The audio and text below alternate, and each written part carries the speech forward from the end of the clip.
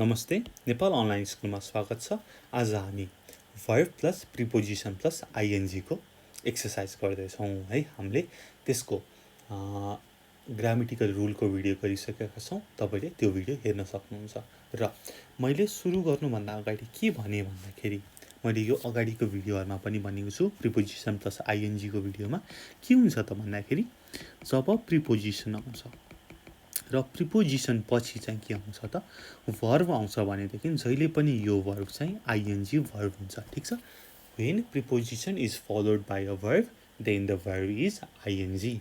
ल त्यसैको बेसमा चाहिँ हामी अब यो एक्सरसाइज गरौँ। के भनेको छ त फर्स्टमा complete the sentences using only one word each time भनेर भनेको छ। Okay. 1. Our neighbors apologized for making so much noise. I feel lazy. I don't like doing any work. 3. I wanted to go out alone, but Joe insisted on coming with me. 4. I'm fed up with my job. I am thinking of doing something else. अथवा trying something else. 5. We can't afford a car right now, so we have decided against buying one.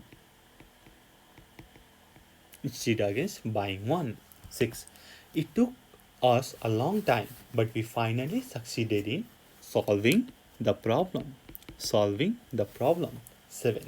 I have always dreamed of buying a small house by the sea. 8. It's great that Amy and Sam are coming to visit us. I'm looking forward to seeing them again. ल मैले ठ्याक्क माथि के भनेको थिएँ त preposition पछि verb आयो भने आइएनजी आउँछ। हेर्नुस् है, सबैमा प्रिपोजिसन पछि वर्ब आएपछि के छ त सबैमा आइएनजी छ। ठीक छ।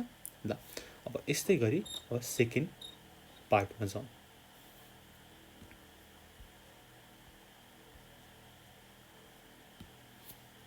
अब सेकेन्ड पार्टमा के भनेको छ त complete the sentences, use a preposition plus one of these verbs in the correct form भनेर भनेको छ। 1 number, I don't feel like going out this evening. I am too tired भनेर go out लाई काटेको छ। अब त्यस्तै गरी 2 number, the police stopped the car because they suspected the driver अब steal, यहाँ steal छ, they suspected the driver of stealing it. 3. Our flight was delayed. Bad weather prevented the plane. अब plane त take off गर्ने हो, ठ्याक्कै take off. Bad weather prevented the plane from taking off. मैले preposition राख्दैछु र preposition पछिको वर्बमा verb 4 ing verb गर्दैछु। 4. My phone is very old. I am thinking के चाहिँ मिल्छ त माथिबाट हेर्नुस् त I am thinking of getting a new one. 5. I didn't want to hear the story, but Dan insisted on telling me anyway. 6. I am getting hungry.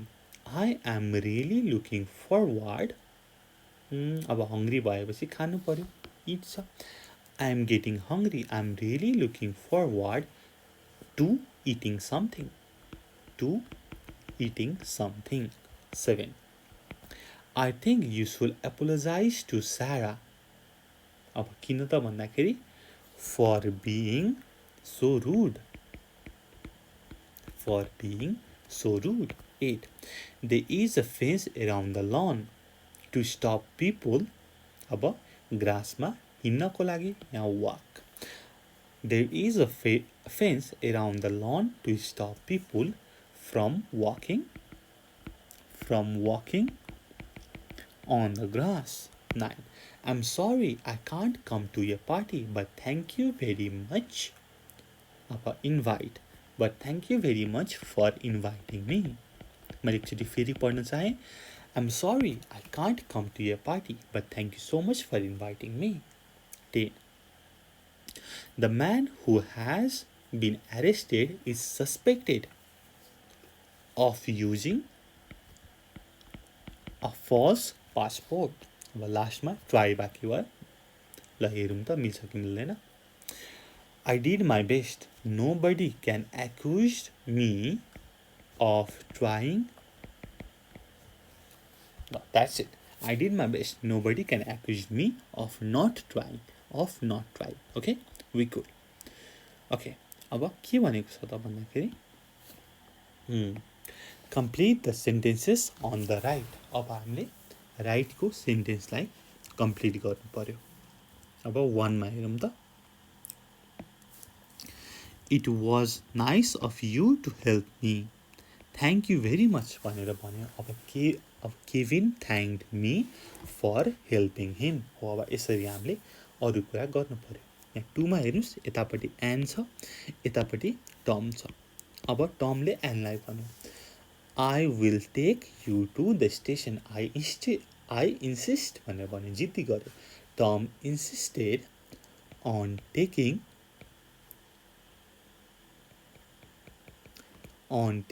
An to the station. ल यहाँनिर पनि हामीले प्रिपोजिसन पछि चाहिँ ING लगाउनु पर्यो। ल हेर्नुहोस् 3 मा ड्यानले भन्यो मलाई I hear you got married congratulations. तर मेरो त बिहे भएको छैन। जोक्सपाट यहाँनिर हाम्रो काल्पनिक बिहे भएको रहेछ है त। अब ड्यानले मलाई चाहिँ कङ्ग्रेचुलेट गर्यो। Dan congratulated me on getting married. 4 Sue र जेन छ। जेनले भन्यो it was nice of you to come to see me. Thank you. Jane thanked Sue for coming to see her. 5 you and Kate. केटले भन्यो sorry I'm late भनेर उसले चाहिँ apologise गर्यो। Kate apologised to me for being late. 6 जेनले तपाईँलाई भन्यो you don't care about other people भनेर मलाई चाहिँ एक्युज गर्यो होइन, नराम्रो ब्लेम गर्यो। Jane accused me of not caring about other people।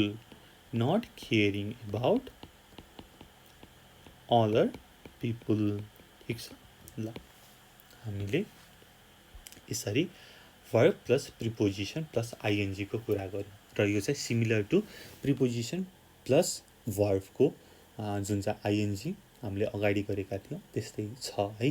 ल अब तपाईँले यो भिडियो बुझ्नुभयो होला, बुझ्नु भएन हामीलाई कमेन्टमा भनिदिनु होला। यदि तपाईँले बुझ्नुभएको छैन भने हामी फेरि तपाईँलाई बुझाउने प्रयास गर्छौँ। त्यति भन्दै यो भिडियोबाट बिदा हुन चाहन्छु। Until next time good bye, keep learning. 𝘀𝗁𝘂𝗂। Piece.